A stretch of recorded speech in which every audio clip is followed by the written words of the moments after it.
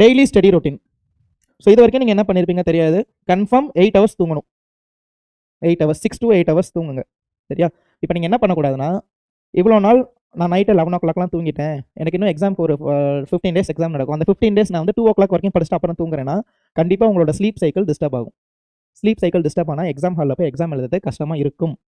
ப்ராப்பராக தூங்குங்க, ப்ராப்பராக தூங்கணும். சரியா? ட்ரை ஐஸ் ஆயிடுச்சுன்னா இன்னும் ப்ராப்ளம். ட்ரை ஐஸ், கண் வந்து தண்ணியே வராது, கண் ஓப்பன்லேயே இருக்கும், ஐஸ் வந்து தண்ணியே வராது. நல்லா தூங்குங்க, 6 to 8 ஹவர்ஸ் தூங்குங்க. ஓகேவா? ரிமைனிங் எவ்வளோ ஹவர்ஸ் இருக்குது? 16 ஹவர்ஸ் இருக்குது. அந்த 16 ஹவர்ஸில் 8 to 9 ஹவர்ஸ் சாலிடாக படிங்க. 8 to 9 ஹவர்ஸ். இப்போ 10 ஹவர்ஸ் நீங்கள் படிக்க போகிறீங்கன்னு வச்சிங்க அப்படின்னா அதில் 1 ஹவர் சும்மா எங்கேயாவது அப்படி இப்படி போயிடும். 1 to 2 hours. Okay, remaining 8 to 9 hours இருக்குது. Daily 3 chapters. ஒரு சாப்டர் அட்லீஸ்ட் 2 to 3 ஹவர்ஸ். அந்த சாப்டர் ஈஸியாக இருந்தாலுமே பரவாயில்ல. இப்போ சில பேருக்கு ரியல் நம்பர்ஸ் ரொம்ப ஈஸி, கொஸ்டின்ஸ் நிறைய இருக்காது, இல்லாத மாதிரி தெரியும். ஆனால் ப்ரூவிங் இரேஷனாலிட்டி கொஸ்டினில் A and B co prime B not equal to 0 எழுதலைன்னா half marks போயிடும். ரிசல்ட் லாஸ்ட்டாக it is an irrational number, it is an composite number எழுதலைன்னா அதுக்கு half marks போயிடும். ஸோ கொஸ்டின்ஸ் நல்லா ப்ராக்டிஸ் பண்ணணும். ஓகே, ஸோ அந்த 2 to 3 ஹவர்ஸ் எப்படி ஸ்ப்ளிட் பண்ணணும்? First 30 minutes concept learning. Already நான் சொல்லியிருக்கேன், நம்ம சம்மரி எழுதியிருக்கோம். அந்த சம்மரி ரிவைஸ் பண்ணணும். என்னென்ன டைப்ஸ் ஆஃப் கொஸ்டின்ஸ் கேட்கறதுக்கு சான்ஸ் இருக்குது? ஃபஸ்ட் ஸ்டார்டிங்கில் கோஆர்டினேட் ஜாமெட்ரி சொன்னோமா, டிஸ்டன்ஸ், ஈக்வி டிஸ்டன்ஸ். ஸோ அதில் ஒன்று விட்டாச்சு கொலினியர் கொஸ்டின். கொலினியர் இருந்தது அப்படின்னா AB + BC = AC மட்டும் வரதுக்கு சான்ஸ் கிடையாது. BC + CA = BA வரதுக்கு சான்ஸ் இருக்குது. கரெக்டாக? ஸோ கொலினியாரிட்டியை நம்ம பார்த்துக்கணும். Okay okay. And next first 30 minutes concept learning, அது ரொம்ப இம்பார்ட்டன்ட். பேசிக்ஸ் தரவாக பார்த்துக்கோங்க.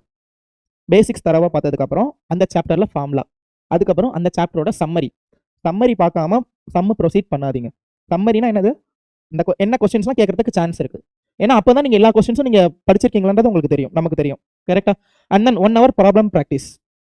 இங்கே என்ன பண்ணணும்னா text book and then எக்ஸாம்பிளர்.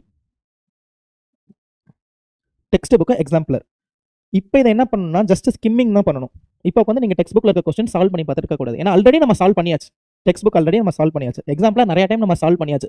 So just skimming மட்டும் 1 hour. இந்த கொஸ்டின் எப்படி சால்வ் பண்ணுறது, இந்த கொஸ்டின் எப்படி சால்வ் பண்ணுறது. சப்போஸ் நம்ம ஏதாவது SP question DSP question note பண்ணியிருந்தோம்னா அந்த கொஸ்டின் மட்டும் சால்வ் பண்ணி பார்த்துக்கோங்க, எப்படி ப்ரொசீட் பண்ணுறது அப்படிங்கிறது. ஜஸ்ட் ஸ்கிம்மிங் மட்டும் பண்ணால் போதும். How to proceed this question அது மட்டும் எழுதிக்கோங்க போதும். Next 1 hour previous year question sample paper. Already சொல்லியிருக்கேன், எக்ஸாமுக்கு போகிறதுக்கு முன்னாடி அட்லீஸ்ட் நீங்கள் 2 previous year questions 1 sample paper, டோட்டலாக 3 பேப்பர்ஸ் எழுதி பார்த்துருக்கணும். 3 hour எக்ஸாம், செல்ஃப் எக்ஸாம் எழுதி பார்த்துருக்கணும். புரியுதா? So 1 hour NCERT எக்ஸாம்பிளர் and then 1 hour previous year questions and then sample paper. Last 30 minutes, இந்த 30 minutes ஃபுல்லாகவே ஃபார்முலா ப்ளஸ் மிஸ்டேக்ஸ் ரிவிஷன். இந்த ஃபார்முலா வந்து எல்லா சாப்டருக்குமே நீங்கள் ரிவைஸ் பண்ணணும். இந்த 30 minutes ஃபார்முலா என்ன பண்ணணும், எல்லா சாப்டர்ஸுமே ஃபஸ்ட்டு சாப்டர்லேருந்து 14th சாப்டர் வரைக்கும் என்ன ஃபார்முலா இருக்கோ எல்லா ஃபார்முலாமே ரிவைஸ் பண்ணி பாருங்க. Okay. And then mistakes revision. காமனாக ஒரு மிஸ்டேக்ஸ் நம்ம ஸ்டார்டிங்லேருந்தே பண்ணிட்டு இருந்திருப்போம், அந்த மிஸ்டேக்ஸ் அவாய்ட் பண்ணணும். Example, formation of quadratic polynomial. Alpha and beta zeros form a quadratic polynomial. So இப்போ என்ன ஆச்சுன்னா, இவ்வளோ பேர் இருக்கீங்களா, எவ்வளோ பேர் இருந்த ஆன்சர் வந்துச்சு? இதை நம்ம ஸ்டார்டிங்லேருந்து சொல்லியிருக்கோம், இது நமக்கு தெரியும். x² - sum of roots into x plus product of roots. Polynomial கேட்டாங்கன்னா ஈக்குவல் டு 0 போடக்கூடாது. முன்னாடி என்ன பண்ணணும், k கான்ஸ்டன்ட் மல்டிபிள் பண்ணணும். வேர் k belongs to real number. K belongs to real numbers. Okay. K belongs to real number. K equal to any real number. இது போட்டாலே போதும். quadratic polynomial வேற, quadratic equation வேற. ஈக்குவேஷனா ஈக்குவல் டு 0 போடணும். And then standard form, general form இருக்கு. Standard ஃபார்ம்னா opposite சைடில் 0 தான் இருக்கணும். ஜென்ரல் ஃபார்ம்னா கான்ஸ்டன்ட் இருந்துக்கலாம். Okay. Example, 5x² + 3x - 7 = 0 standard form. Equal to 7 இருந்ததுன்னா ஜென்ரல் ஃபார்ம். 5x² + 3x = 7, இது ஜென்ரல் ஃபார்ம், இது ஸ்டாண்டர்ட் ஃபார்ம். ஸோ இந்த மாதிரி சில மிஸ்டேக்ஸ் நம்ம ஸ்டார்டிங்லேருந்து பண்ணியிருப்போம்.